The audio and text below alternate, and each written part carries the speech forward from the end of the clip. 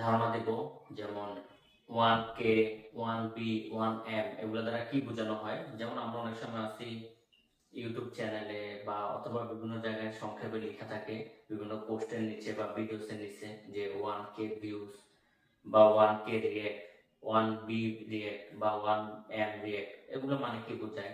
যেমন B কে billion, K তে বোঝায় হাজার এবং M তে বোঝায় মিলিয়ন, এগুলো সম্পর্কে। তো আমরা এখন আমি আজকে আপনাদেরকে ধারণা দিব।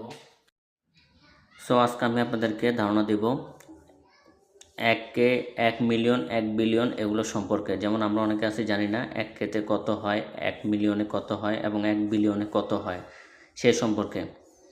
আমি আজকে আপনাদেরকে এই 1K, 1 মিলিয়ন এবং 1 বিলিয়ন সম্পর্কে সম্পূর্ণ ধারণা দিব। আমরা এখানে প্রথমে লিখে নিই 1 বিলিয়ন